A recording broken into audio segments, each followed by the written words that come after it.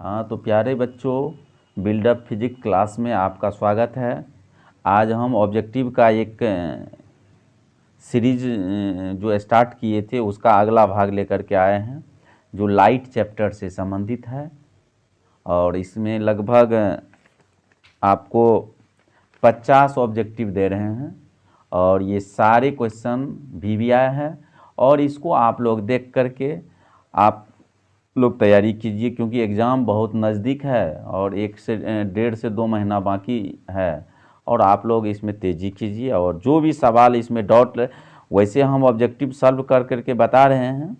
अगर आपको discussion class में क्या कहते हैं, इसका डिस्क्रिप्टिव चाहिए, ऑब्जेक्टिव का डिस्क्रिप्ट रूप में सॉल्यूशन चाहिए, तो आप पर्सनली हमसे टेलीग्राम से जुड़ सकते हैं और वहाँ से आप इसका सॉल्यूशन ले सकते हैं। तो अब समय को जाया नहीं करते हुए हम वीडियो शुरू करते हैं। पहला क्वेश्चन हमने लिया है, किसी वस्तु का छोटा एवं आभासी प्रतिबिंब किस दर्पण से प्राप्त होता है? तो ये उत्तल दर्पण से होता है। उत्तल दर्पण। क्वेश्चन नंबर 1 कहता है, क्वेश्चन नंबर 2, जब प्रकाश की किरण एक माध्यम से दूसरे माध्यम में जाती है तो मुड़ जाती है। तो किरण मुड़ने को कहा जाता है क्या? तो प्रकाश का अपवर्तन कहा जाता है। अगला क्वेश्चन, माध्यम में परिवर्तन होने से प्रकाश में क्या होता है? माध्यम में जब परिवर्तन किया जाएगा तो प्रकाश के चाल में परिवर्तन होगा। फिर अगला क्वेश्चन, जल तथा कांच का अपवर्तनांक यानी म्यू का मान दिया हुआ है, क्रमशः 4/3 है और 3/2 है।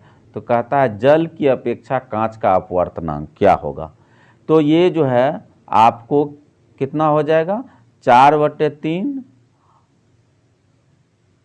गुना 2/3 हो जाएगा। ये ऊपर चल जाएगा, चूँकि हम लोग अपवर्तनांक के डेफिनेशन में पढ़े हुए थे, तो ये 8/9 हो जाएगा।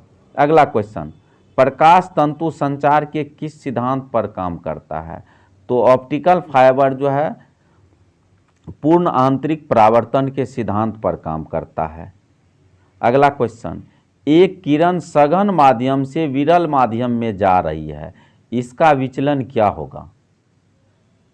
कहता है जब प्रकाश की किरण सघन से विरल में जाएगी तो इसमें विचलन पर क्या प्रभाव पड़ेगा? तो इसका विचलन 0 हो सकता है। अगला क्वेश्चन, जब प्रकाश विरल माध्यम से सघन माध्यम में जाता है तो इसका तरंगदैर्घ्य क्या होता है? तरंगदैर्घ्य घटता है। यानी विरल से सघन में जाएगा तो इसका तरंगदैर्घ्य घटेगा, और सघन से विरल में जाएगा, विरल से सघन में जाएगा तो तरंगदैर्घ्य घटेगा, और सघन से विरल में जाएगा तरंगदैर्घ्य बढ़ेगा। कहता है नेत्र जो होता है, हम लोगों का जो नेत्र होता है उसमें एक लेंस होता है। वो कौन सा लेंस होता है? उत्तल लेंस होता है। और इस लेंस की फोकस दूरी जो होती है नेत्र में लगभग 2.5 सेंटीमीटर फोकस दूरी का उत्तल लेंस होता है। इसी लेंस की सहायता से इसके फोकस दूरी में परिवर्तन किया जाता है। इससे ही फोकस दूरी में परिवर्तन किया जाता है। अब अपवर्तनांक से सवाल है। कहता है किसी माध्यम के निरपेक्ष अपवर्तनांक का मान हमेशा 1 से ज़्यादा होता है। अगला क्वेश्चन, एक गोलीय दर्पण की वक्र पृष्ठ की त्रिज्या 40 सेंटीमीटर है, इसकी फोकस दूरी क्या होगी? तो आप लोग ये क्या कहते हैं, एक फार्मूला जानते हुए F=R/2, तो डायरेक्ट हो गया, ये 40/2 यानी 20 हो गया। तो ये अगर वक्र पृष्ठ की त्रिज्या दिया रहेगा तो फोकस दूरी हम लोग आराम से निकाल सकते हैं, F=R/2। अब कार्तीय चिन्ह प्रणाली में पतले लेंस का सूत्र क्या होता है? तो पतले लेंस के सूत्र के लिए 1/v - 1/u = 1/f होता है। अगला क्वेश्चन है, प्रिज्म का विचलन कोण सबसे अधिक किस रंग का होता है, प्रिज्म में विचलन कोण जो होता है किस रंग का सबसे अधिक होता है। तो ये जो विचलन कोण जो है बैगनी का अधिक होता है और लाल रंग का कम होता है। क्यों होता है? तो हम जानते हैं लाल रंग का तरंगदैर्घ्य अधिक है, तो जिसका तरंगदैर्घ्य अधिक होगा उसका विचलन कोण का मान कम होगा। तो इसका मतलब तरंगदैर्घ्य लाल का अधिक होगा, विचलन कोण किसका होगा? लाल का कम होगा। बैगनी का तरंगदैर्घ्य क्या होगा? कम होगा, तो बैगनी का विचलन कोण अधिक होगा। ध्यान से इसका वर्णन सुनिएगा। अगला क्वेश्चन, रात में तारे प्रकाश के अपवर्तन की क्रिया के कारण टिमटिमाते हैं। अब कहता है तारे का टिमटिमाना कौन सी क्रिया है प्रकाश की? तो प्रकाश के अपवर्तन की क्रिया है। अब हवा का बुलबुला पानी के अंदर पूर्ण आंतरिक परावर्तन से चमकता नजर आता है। हवा का बुलबुला जो होता है, पानी पे जो फवारा आपको गोल गोल दिखाई देता है, वो हवा का बुलबुला जो होता है पानी के अंदर जो होता है वो पूर्ण आंतरिक परावर्तन के कारण चमकता है। अब इससे एक सवाल और आप लोगों को जो है समतुल्य लेंस से बताए हैं, जो कि बराबर क्वेश्चन पूछ रहा है।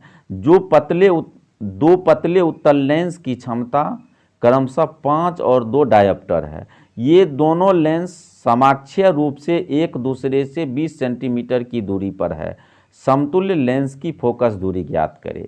तो सबसे पहले हमको ये जानना है, चूंकि इसकी लेंस की क्षमता 5 है और 2 है, तो पहले लेंस के लिए क्या निकालें? P निकालेंगे, ठीक है।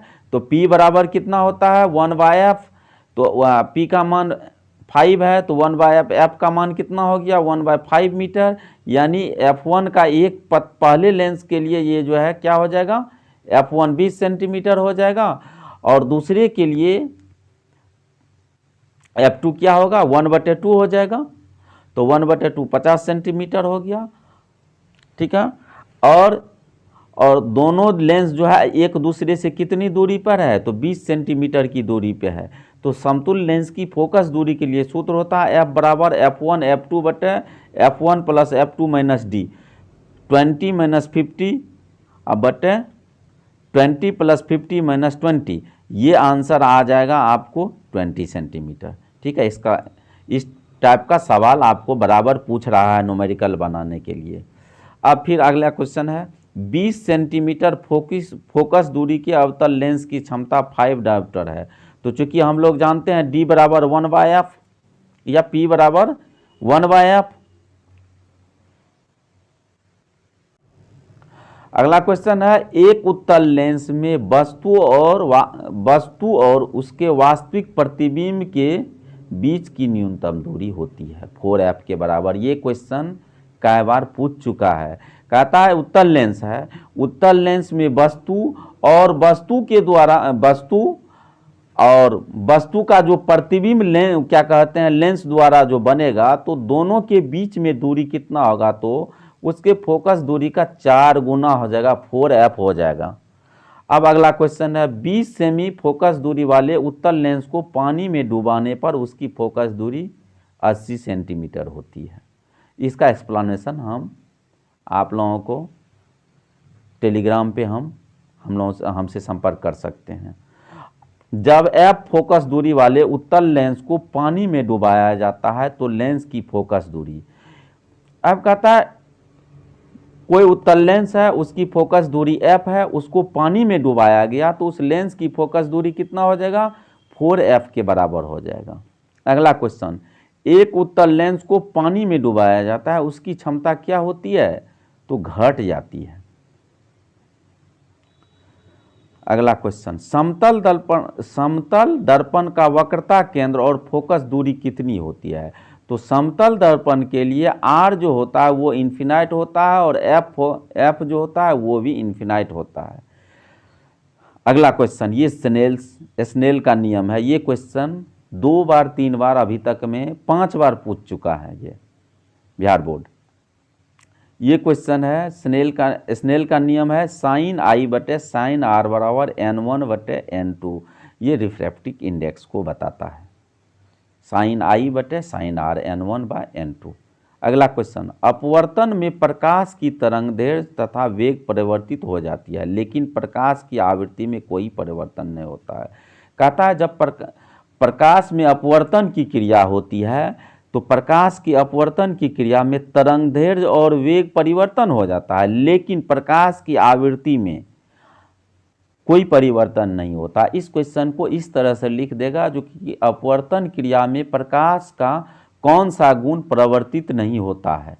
तो आवृत्ति परिवर्तित नहीं होगा, जिसमें तरंगदैर्घ्य दे देगा, वेग दे देगा और उसके बाद आवृत्ति दे देगा, इनमें से कोई नहीं, तो इसमें आवृत्ति होगा। अगला क्वेश्चन, अपवर्तनांक 1.6 वाले कांच का एक द्वितल लेंस बनाया जाता है जिसकी त्रिज्याएं क्रमशः 40 सेंटीमीटर तथा 60 सेंटीमीटर है। वायु में इसकी फोकस दूरी गणना करें। तो ये एक फार्मूला है 1/f, इसमें यूज करेंगे 1/f बराबर n-1 1/r1 - 1/r2। यहाँ r1 का मान दिया हुआ है -40 सेंटीमीटर और r2 का मान दिया हुआ है 60 सेंटीमीटर। तो 1/f बराबर 1.6, सभी का मान हम n का मान, r1 का मान और r2 का मान हम रख रहे हैं। तो 1.6 - 1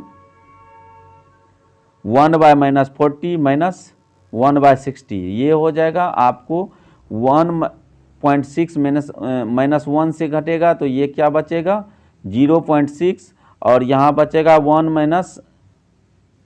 1/40 और प्लस 1/60, ये हो जाएगा आपको 0.6।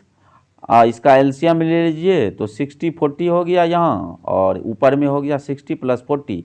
तो और ये माइनस चिन्ह जो यहाँ था इसको बाहर हमने निकाल दिया, तो ये हो गया आपको माइनस चिन्ह बाहर ही निकाल दिए हैं। तो 0.6 इंटू 60 + 40 बराबर 100 अब बाय 60 इंटू 40 है तो क्या कहते हैं 2400 हो गया। तो ये आंसर ये कितना हो जाएगा 0000 कट गया तो ये हो गया -0.6 बटे 240, ये कट गया तो 1/40, यानी f का चूँकि 1/f का मान कितना हुआ 1/f का -1/40, तो f का मान हो जाएगा क्या उलट जाएगा, तो f बराबर -40 सेंटीमीटर हो जाएगा। अगला क्वेश्चन, दो पतले लेंसों की फोकस दूरियां क्रमशः 10 सेंटीमीटर और 5 सेंटीमीटर है। ये लेंस एक दूसरे के संपर्क में रखे हैं, इस संयोजन की तुल्य फोकस दूरी एवं क्षमता कितनी होगी। तो आगे हमने समतुल्य लेंस की क्षमता जो है, यानी जब एक दूसरे लेंस को आपस में सटाया जाता है, संपर्क में रखा जाता है, तब उसके लिए फोकस दूरी का सूत्र क्या होता है, तो 1/f बराबर होता है 1/f1 + 1/f2, यानी 1/f बराबर हो जाएगा 1/10 और -1/5 सेंटीमीटर। तो ये क्या हो जाएगा, एलसीएम ले लीजिए 10 हो जाएगा और 1 - 2 हो गया, ये बच गया -1/10 और f बराबर हो गया 10 सेंटीमीटर। चूँकि 1/f बराबर -1/10 तो f बराबर -10 सेंटीमीटर।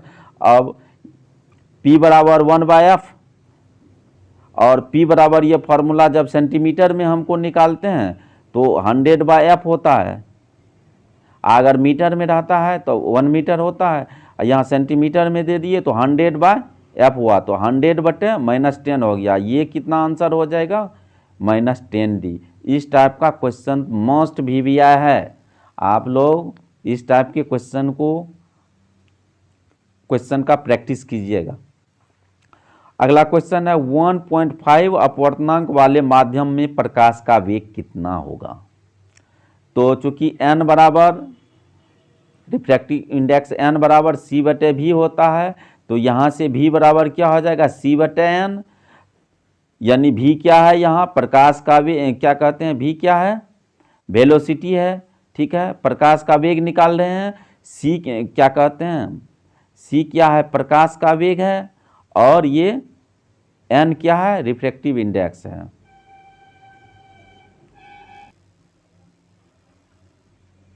हाँ, तो हम कह रहे थे c क्या है प्रकाश का वेग है, तो प्रकाश का वेग कितना होता है एयर में 3 × 10⁸ मीटर पर सेकेंड स्क्वायर होता है। मीटर पर सेकेंड होता है।